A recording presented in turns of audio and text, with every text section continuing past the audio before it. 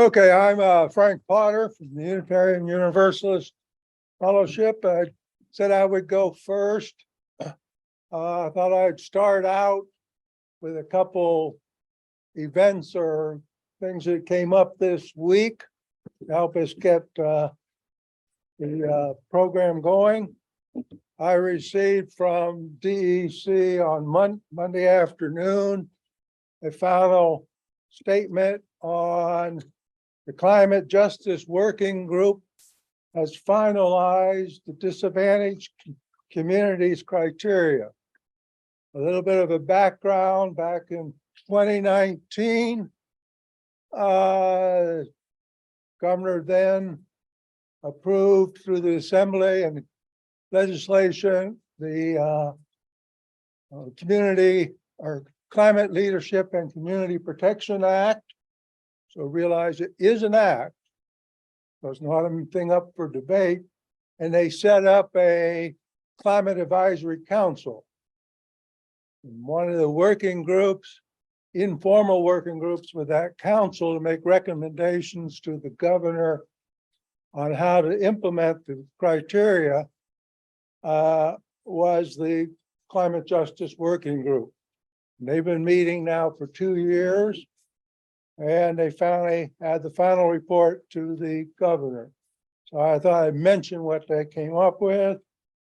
And basically it states that disadvantaged communities will receive at least 35% of funds, government state funds, and hopefully 40% of the overall budget for clean energy and clean efficiency programs, which for climate justice, that's, I think, a very important conclusion to make.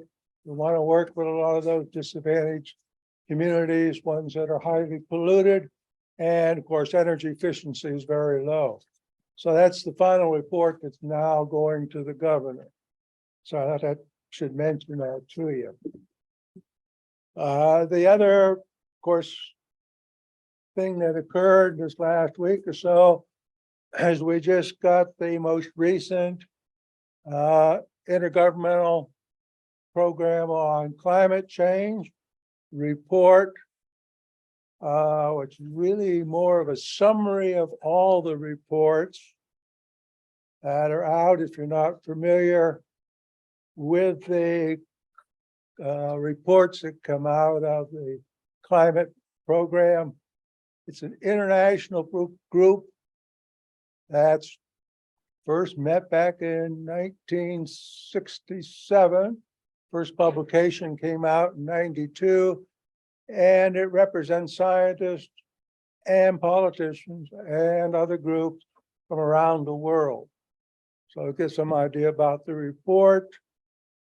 Generally, usually very conservative when you get that many people together. But their conclusions were that we need rapid action to reduce greenhouse gas emissions. That must be implemented as soon as possible. And these actions need to be addressed to the worst case scenario. And that these changes, and this is the key thing, I think, for any groups working with religious or other social groups, is that change will require reconfiguring social program and cultural paradigm. And the key there, I think, is cultural changes of various groups. As I say again, that really requires grassroots religious groups having the greatest influence, along with some of other social programs as well. So we need to work on that. I was going to make a few comments about what the Unitarian Universalist Fellowship has undertaken. But just very quickly to get people to recognize that the UU group association is a international group We have over 1,000 groups in the United States, Canada, and Europe. Sometimes we don't hear too much about the Unitarians, but we are. I would trace our roots back to Europe, and Unitarians out of Massachusetts. Emerson, of course, was our classic example of a member who was a Unitarian for a while. So the group's been around for a long time and very involved in these activities. The university, the churches or the fellowships are governed locally. So it's a very loose national association. We have 7 principles. And I think 2 principles that are important when we're addressing the climate and social justice is that we have our first principle is the inherent worth and dignity of every person. And our 7th principle is that we respect the interdependent web of all existence that we are part of. In other words, it is natural world we're centered around. So those are the 2 major principles that affect us on the climate thing. Now, as I mentioned, an important thing is that we really need to get the social groups, the religious groups, the local groups, all involved and quickly too. You know, we can't say, oh, I heard a politician tell me the other day when I was discussing it to him, talking about the vineyards and agriculture around here, made the statement to me, oh, we don't have to worry about that now. That's way off in the future. I'm not going to use the name of who it was, but I just shook my head. That ended the conversation too. No, we have to take action now. It's not off in the future, particularly for you young people. So that's a very important thing to do. Now, a couple of the activities that the Unitarians have put in place. Number 1, of course, our National Association, which has a professional staff, does have a liaison with the United Nations. We're subscribed to the basic principles put forth by the initiatives by the United Nations. That's the first thing. I'm not going to sit here and read 17 of them to you because there's other speakers. But we are part of that. We're the national group working with local groups, has something called Side with Love, which again is dealing primarily with climate justice, social justice issues. And that is both at the state and local level. In addition, the national organization has set up what we call Green Sanctuary. And that every group, church or fellowship, strives to be as green as possible and doing things that will improve the local communities and local or state governments as well. So that'll give you some idea of some of the things we're doing and some of the reasons why we have to act fairly quickly. We don't have, oh, it's off in the future. The future is now. And let's mix one up.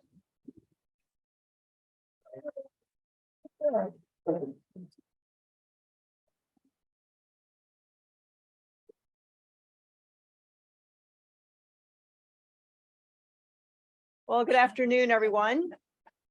My name is Lynn, and we're the First Presbyterian Church of Elmira. And I'm going to talk to you just a little bit about theology and about some of the regional things going on in the presbytery. And they're going to talk to you about some practices in our church about this matter. Theologically, of course, we are from a classically Christian Reformed tradition. And so we look to the Genesis account of creation as our sort of starting place where we say, well, we were given a responsibility of taking care of the earth, and we did not do a very good job with that. In fact, we did a very horrible job of that. So theologically, we have the call to be good stewards of the creation, and then we have us admitting, and publicly so, that we have a lot of work to do in that regard. And so one of the things the Geneva Presbytery, to which we're aligned, has said that every time Presbytery meets, and Presbytery, by the way, is a regional group of Presbyterian churches, that we are going to do what is called a land acknowledgement. Does everybody here know what a land acknowledgement is? You know? Okay, a land acknowledgement basically says that before Western Europeans came to this part of the world, there were people already living here who did a much better job, frankly, of taking care of the land than we did. And it is done with respect and reverence, and with open and alive communication with the people who are native, who are currently living on the land. So we do this land acknowledgement as a way of saying, we don't have a lot of answers, and we need to position ourselves in a position of learning from people who have some better practices than we do. So that is our current response, is to try to say, hey, come on, we are learning from our mistakes, let's move forward. And that has already begun at the Elmira Presbyterian Church with some initiatives. So I'm going to be quiet now and let them talk about some of the things that we're doing. My name is Elder Greg Lamb. That both my name is the elder of a church, and I'm also elderly myself. So the main things that I'm involved with at the church with regards to the environment is I run the roadside pickup for Adopt a Highway for the New York State Department of Transportation within our church. If you drive west on Route 352 heading to Big Flats or to Corning, we have responsibility for 4 miles of that road. Let me tell you, even though as we get out there often and clean it, there's a lot of trash out there. So we try and clean the whole 4 miles 3 times a year, doing it on a Saturday morning or maybe the mid-afternoon, some weekday and stuff like that. If any of you might be interested in joining us, I've got a sheet here for your name, phone number, email address. We'll let you know when we're doing it. If some of you want to come out and help, that's just a thought. The other thing our youth does is they get together with Bethany Lutheran Church, and they go and they clean up some rivers in the area, getting trash out of the things, you know, much like the roadside stuff I'm responsible for. They've done it once, had a ball, and they're going to be doing it again shortly. So another activity there. Also, for those of you who aren't aware, we have an organization in Big Flats called React. It's out by the mall, where they will recycle electronic products. And I happen to have here I can't say it's their latest. I probably got this 6 to 9 months ago of the things they take, which ones cost money. So I leave this at the church and people can take it with them. And then they take their stuff out to React and they get rid of it by recycling, not by just chucking it in the landfill. So I'll leave these here also along with a sign-up sheet for anybody who's interested in them. Gammy? Okay. Let's see, sort of piggybacking on what you said, Presbyterian Church USA is continuing to encourage churches to go green. And we requested a couple of years ago for a survey questionnaire, and you have to start going down the checklist to satisfy to be designated a green congregation.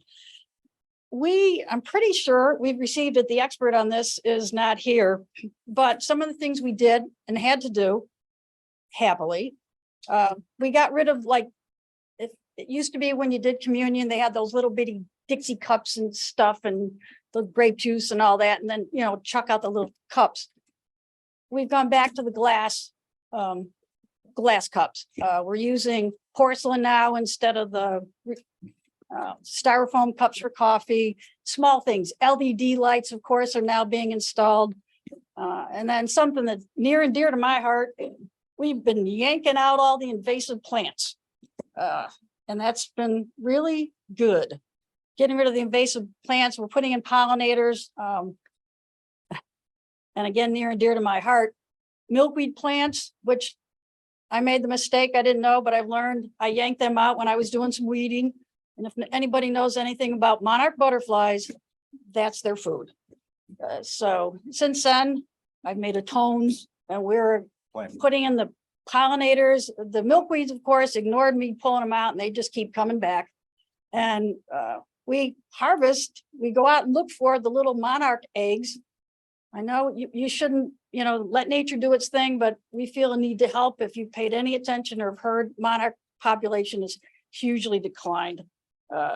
So there's a group of us that gather the eggs and they turn to little caterpillars and we give them the milkweed leaves and they eventually turn into monarchs and we release them.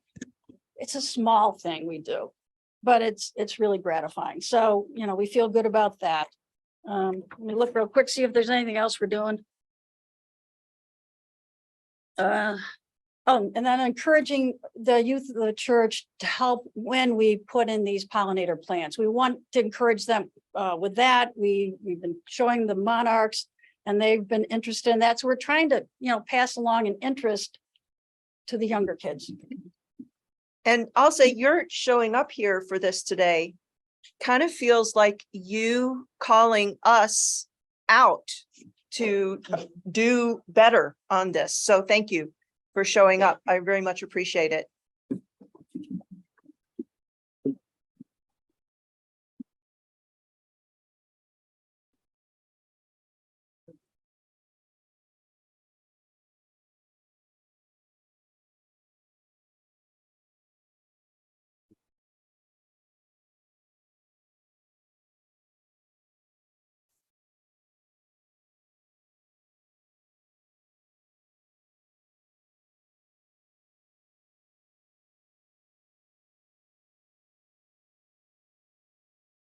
Hello, I'm Paul Solon from the Jewish Center and Federation of the Twin Tiers.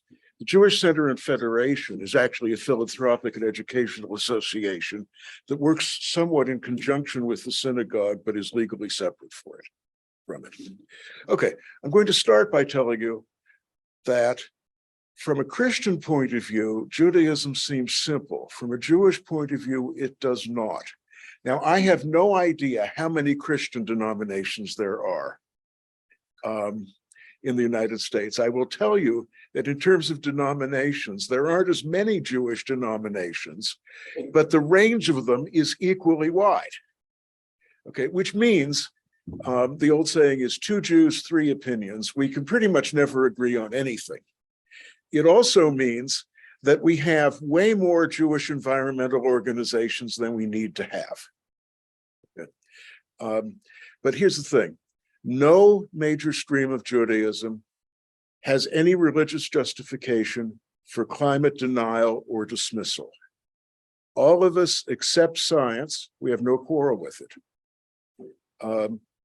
There are little pockets of climate denial in the Jewish world, but that's because of secular politics and not because of anything that is actually religious. We do see a fair amount of functional denial, which is say, I don't want to think about it, or there's nothing we can do anyway, or I won't live long enough to see the disaster. And I tell people then, yeah, but your grandchildren will. To the extent that we see either denial or active or passive denial, it's more because of the fear of lifestyle changes. Dr. Catherine Hayhoe, a climate scientist who is an evangelical Christian, says that when she talks to people, they segue within 30 seconds from questioning climate science to, ain't no way I'm giving up my Chevy Suburban. Okay. And frankly, everyone needs a certain amount of denial in order to function at all, even climate activists. Again, the exceptions have more to do with secular politics than with religion for this. And from the religious point of view, that has to do with mainly the fact that we don't have a tradition of reading scripture literally. That's something that is done in some Christian denominations, not those represented on the panel today. But we have always known that the text of the Bible, and for us, that's just what Christians would call the Old Testament, comes from a variety of sources. Some of them are historical. Some try to look historical while they are not. Some contain commandments that Jewish tradition says were given by God, but you can wonder about that and you won't get kicked out for raising the question. But there are also parodies, pastiches, folk tales, and metaphors. And the other thing that feeds that is that we don't rely on English translations. Sometimes when people want to argue with me about scripture, I tell them we can have this discussion after you learn Hebrew. And in particular, although we use English translations because most of us do not read Hebrew with great comprehension, it's not the King James version. We try to, you can at least do better than that. And this has to do, for example, the injunction in chapter 1 of Genesis to have dominion over the earth and subdue it. If you read it in Hebrew, that's not the sense you get. It comes more to what we were saying before about stewardship. And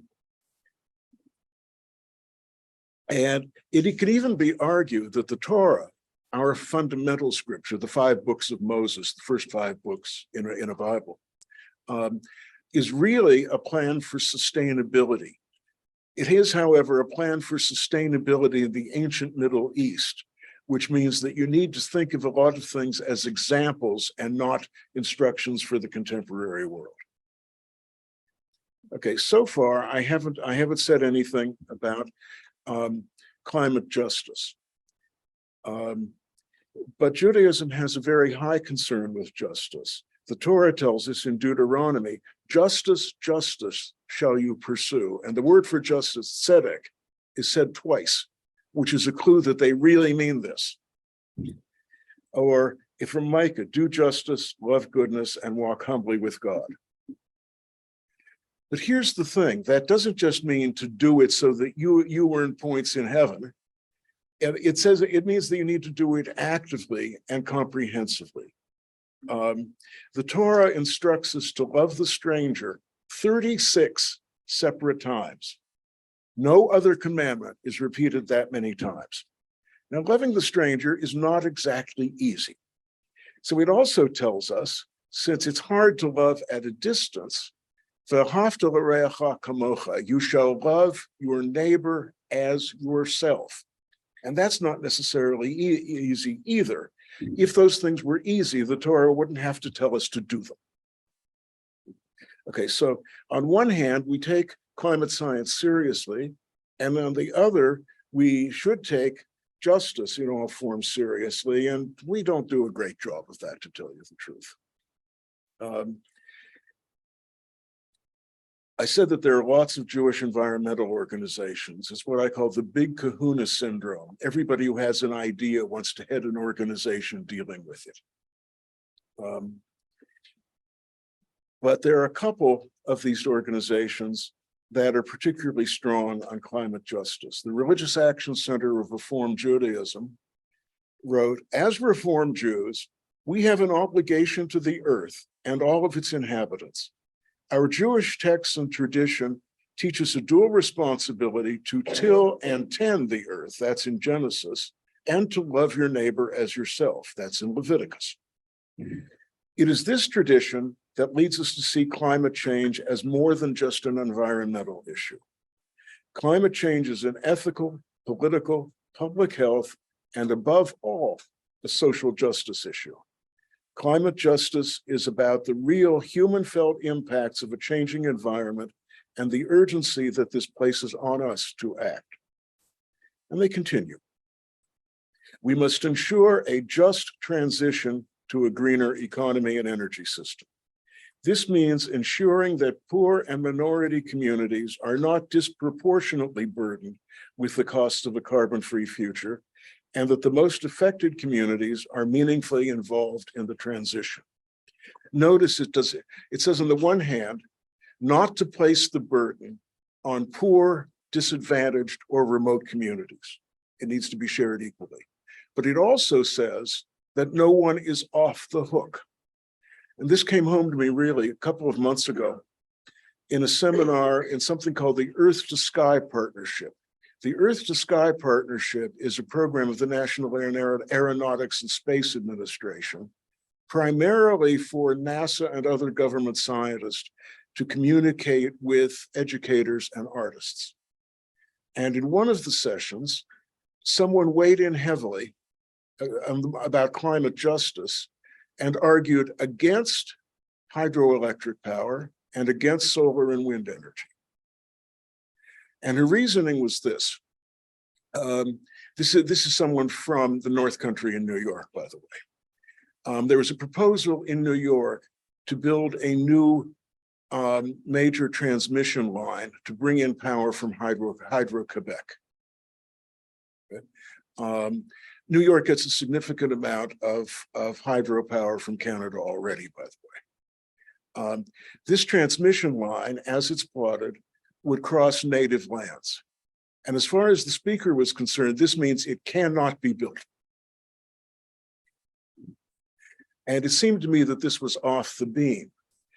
You know, a just position on this says that the burden of stopping climate change needs to fall equally on everyone, not disproportionately on some, which is a reason that Native American interests need to be taken into account when Native American lands are involved. And I don't know if this is actually reservation land or not. That would make a legal difference, but not a moral difference. But that means that the rightful owners of the land, you know, if it's a tribe, need to have an equal say in what happens, but it's a vote, not a veto, in the words of Rabbi Mordecai Kaplan. This would say that we can't force it on them, but they have an obligation to work with the rest of the people. New York does not have a good record in honoring its obligations toward Native people. Okay, and to the extent this is a matter of state regulation, I'm not terribly optimistic about how that will go. Then the person argued against solar and wind, saying they're too expensive for poor people, so we can't go that way. And this struck me as equally bizarre because in terms of new generation, they cost less to establish than fossil fuel generation. But the problem is that it started as people putting panels on their own roofs. I put them on my house in 2014, and that costs a lot. It's an upfront cost that you recover pretty quickly. The payback period for me was about 5 years. That was with the help of some tax credits, which if you're very low income wouldn't apply because you're not paying federal taxes to begin with. But anyway, and you know, wind it's not practical if you live in town at all because of noise regulations. My property in West Elmira is windy enough to do it though. But anyway, that means that the transition to solar and wind energy cannot be piecemeal and household by household. It has to become the major part of the default energy supply. And when that's done on a large scale, it ought to cost no more than current supplies and probably less. Okay. Another organization, Dayenu, is specifically concerned with climate justice, founded by Rabbi Jenny Rosen. And it does a lot of interesting work.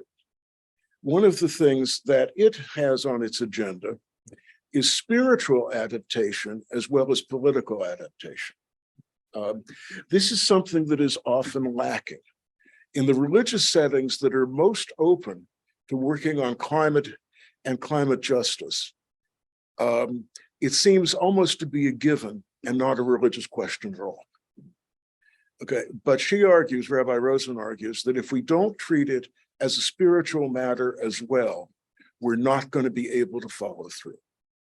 And I have to say, in our community, our follow through on this is not very good. So I think she's probably on to something. we, the Jewish Center and Federation and Congregation Kol Ami, have done a lot with educating about climate change, both presenting speakers, conducting programs. I myself promote near veganism as a Jewish response, which means returning to the practice of a couple of centuries ago and reserving meat. It's not total veganism, but reserving meat for the Sabbath and holy days. So, you know, we have Passover coming up where we have 7 holy days in a row, but most of the time it works out to only 1 day a week. And that would be a huge and somewhat difficult change. But in terms of what the average person can do independently, veganism or something close to it is the single most effective thing. New York Times wrote a couple of years ago that almost everyone you talk to is in favor of recycling. And if you talk about climate change, that's the first thing they mention. Well, recycling has almost no impact on climate change. Conservation of raw materials is the more important aspect of it. However,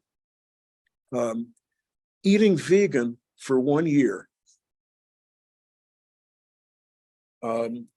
will reduce carbon dioxide emission by as much as recycling everything it is in any way possible to recycle, which is more than we actually do anyway, for 11 years.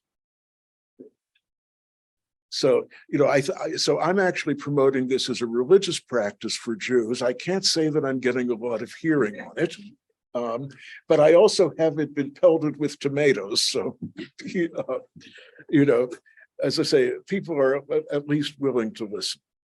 Now, on the issue of climate justice and sharing the burden equally, it's not in scripture, but our rabbinic tradition from a later period asks the question about many things. Is their blood redder than yours? Is your blood redder than theirs? Which is understood in a survival matter to mean you can't put yourself first, you can't put yourself last. Everybody has to share the risk and the burden equally. So the issue we're facing is that awareness and understanding are pretty high in the Jewish community, but most of us still do not act. I'm going to follow up with just one thing unrelated to anything I've just said. We heard earlier about what a land acknowledgement it is, so I'm going to give a land acknowledgement. We are on the ancestral land of the Seneca people. The Senecas are part of the Haudenosaunee Confederation, which spanned a very large area in the northeastern US and across the lakes into Canada. It was the world's first representative democracy, dating to about the 14th century, and it still functions in a representative governmental role in Canada. Thank you.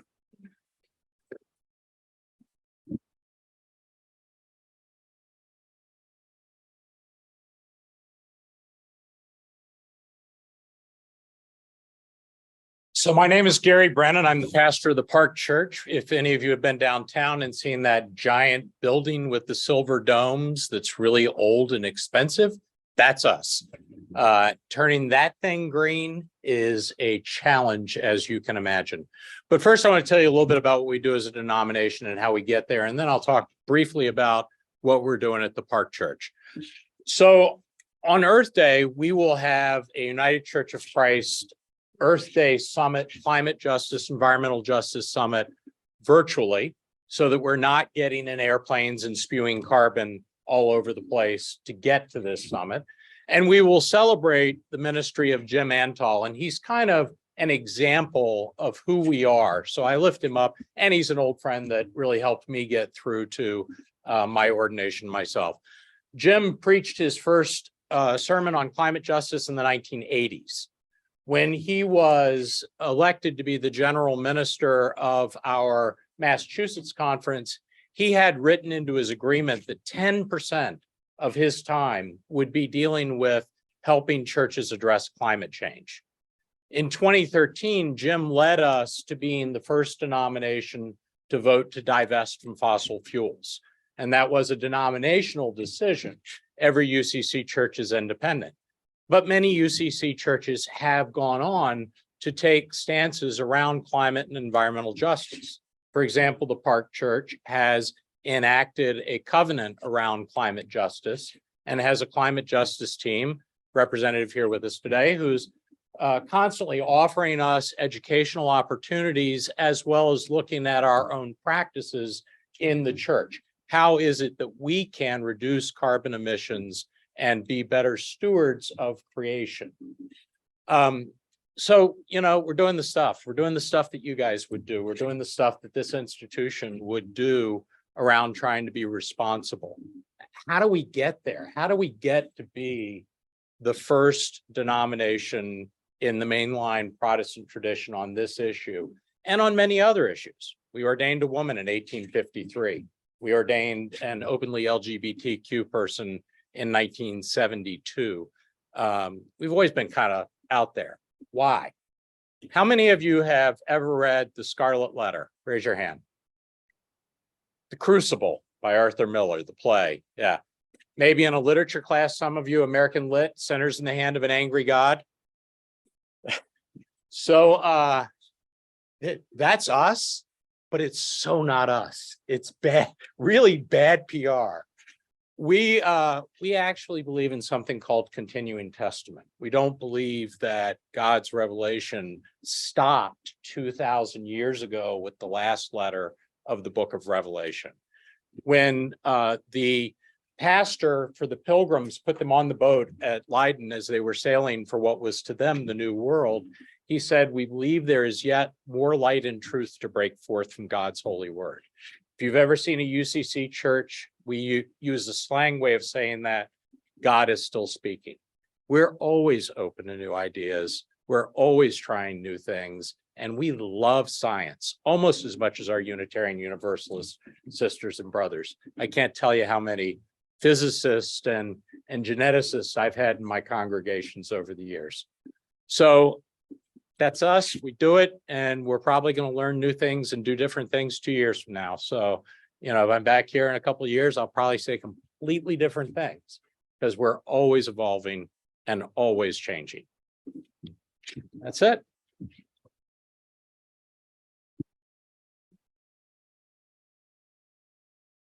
Does anybody have any questions?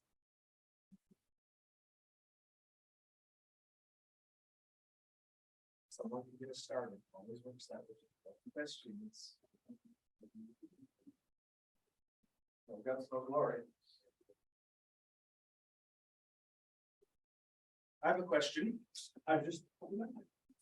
In your individual congregations here in Elmira, have you actually encountered any members of your congregation who have any kind of hesitancy towards any environmental action, environmental policies that they've voiced their concerns in the community? A couple of you mentioned the hesitancy that it could exist outside here. That question from a church not in town, from my previous one in Northern Jersey. Usually the hesitancy does not come from fear, from you. It comes from, well, I'm the person that's in charge of getting the coffee ready, and I'm the only one who does it every week. No one helps me, and I don't want to wash the mugs every week. That's usually the reason for the resistance. It's practical. So, I would also suspect that you get that, yeah, I hear what you're saying, but what can I do? You know, is it really important to me? You know, I'm not going to be on this planet much longer. So I think that may come up from time to time. So I was actually at the General Senate where we voted to divest from fossil fuels. And our North Dakota conference had a hard time yeah. with you know, they said, you know, this is jobs for us. Our people are employed in the fracking industry, you know, so it's a problem. In this church I serve, you know, I also don't have a story for this church because this church is all very unified around this issue. The church I served in Wisconsin did not pass their environmental justice covenant, primarily because one member was a landscaper and could not understand how he could run his business and use some of the chemicals he was using, if the church, and, you know, you don't tell people how to run their business, so it didn't make any sense, but this was his argument is, you're telling me the chemicals I'm using are bad, and therefore I can't support this, therefore if you support this, you don't support my business, and, you know, blah, blah, blah. So I've certainly run into it, but there's less of that every year, in terms of folks are getting it. You know, if you didn't believe in human caused climate change, you'd have to be living in a hole at this point, because it's on the news every night. Well, I was gonna say from our fellowship, the thing that I find most interesting is, I don't know if anyone that isn't supportive of this climate problem. But it's the everyday change in their thinking and how they behave. One of the things we're always having a battle about, simple little thing. Do we need all the lights on in the sanctuary in the hallway? And let's use the hallway, we have skylight. No, there's some people come in, the first thing they do is they turn on the lights. I go down, turn it off, they're back on again. And so, why? Well, people want to be able to see. Remember, we have to put skylights. It's a matter of changing, changing those little habits. It's not the fact that they don't accept the results. Yeah, that's the problem. But it's us changing the habit. What I like to use, another interesting example, is if we were to slow down driving 5 miles an hour, we were just driving the speed limit. We could have a 10% reduction in the amount of gasoline used. Bring that up to someone and see if they want to slow down. It's very easy to say that. What do we have going on in our house right now? In our state government? They want to increase the we all keep driving. Changing habits, and that's our biggest problem. We have to say, again, social ground roots from social groups, churches, etc., Rotary Club, etc. That's where we have to work on those little habits to make a difference. Congregation control of me when it comes to lighting, I think we have the opposite project where you are very impressed. The hallways in our building are windowless. And frequently people turn the lights on, even though that leaves them too dark to accept it. Especially for many of our members who have mediocre vision, and I think about myself in confidence. Here we are not taking blood. Is on little plastic cups of computers. They exactly the same problem with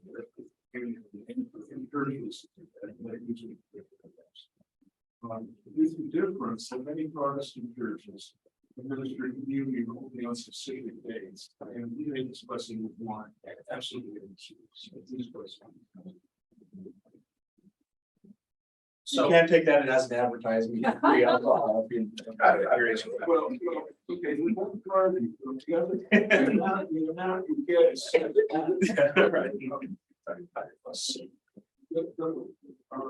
we have probably 2 or 3 members who on the basis of political philosophy are opposed to anything. They are not very active, but very vocal. So you never know this. One thing we have done is change the main source of heating for the rooms that are in constant use, offices, and libraries, and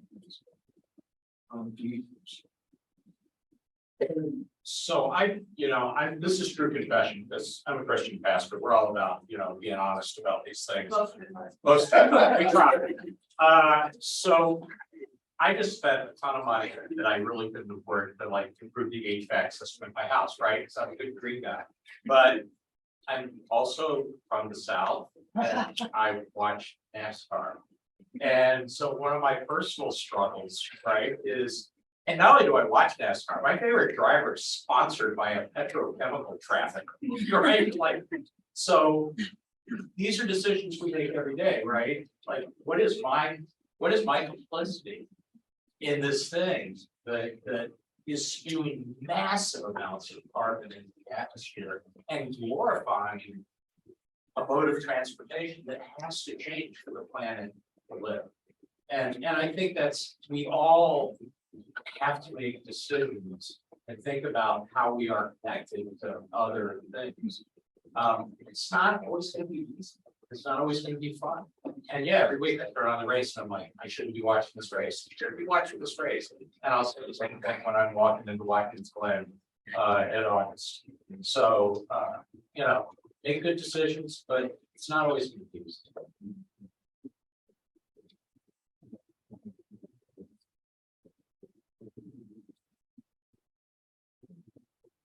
Were you surprised that religions have this kind of a viewpoint into climate environmentalism?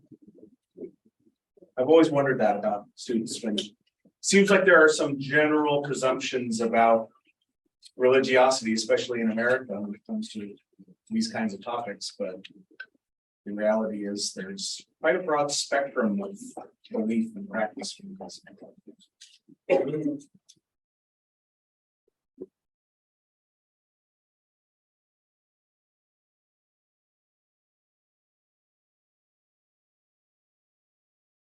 Can I ask a question?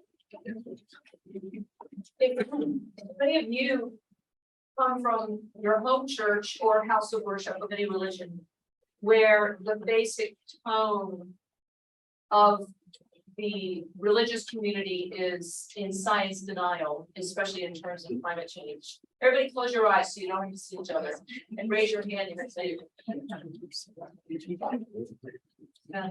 We got a few. Okay, put your hands down. I don't want you to ask yourself.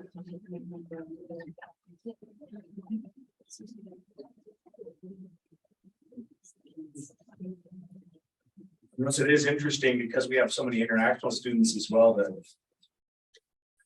it's largely, an American culture. Oh, yeah. Doesn't really exist amongst our international students at all. We don't have the same kinds of social political influences that we have, or at least not as successful.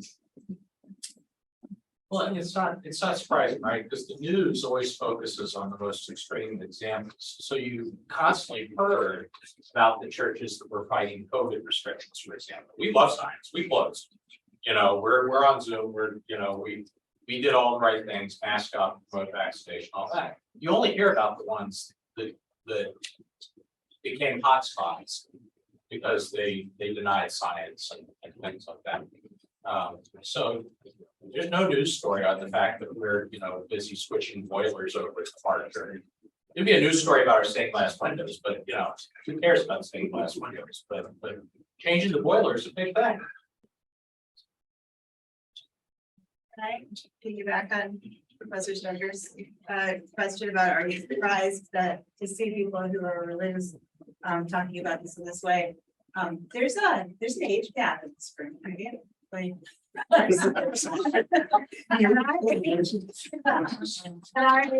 wanted to say that out loud.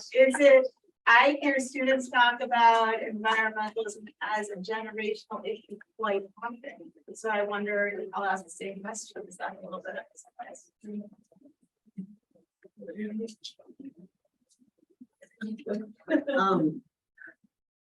It was nice to hear different ideas of things that are working towards collective action, even on a grassroots level with climate, because as a young person who's going to a private college and who is still getting their feet, getting my feet under the roof, it's hard to figure out how I can make a difference in environmental impacts and fighting climate change.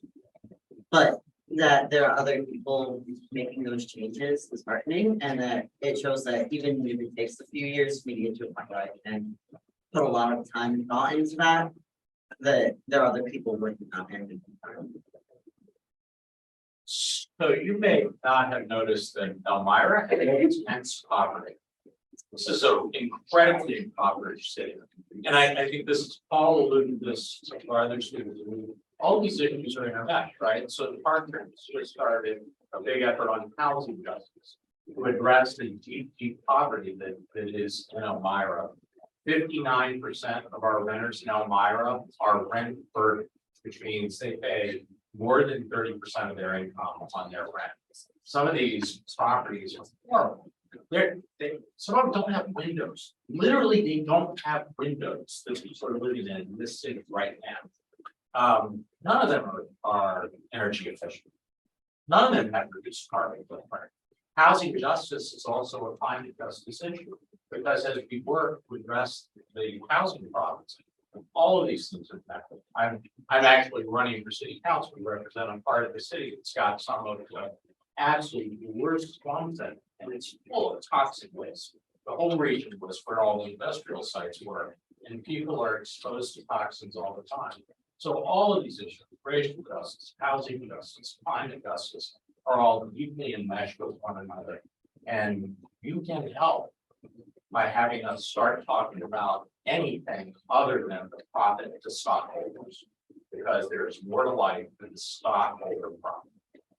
The other thing to piggyback on that is, Habitat for Humanity, like, has work days around here.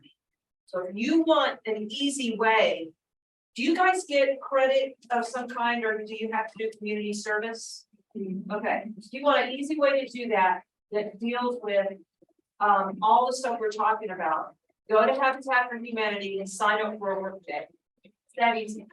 And they'll teach you how to do stuff that you need to do later for your own house.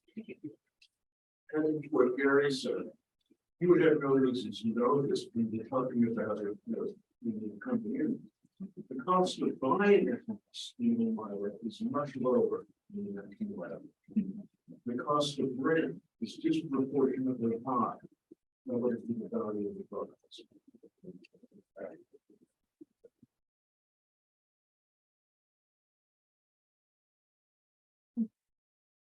All right, thank you.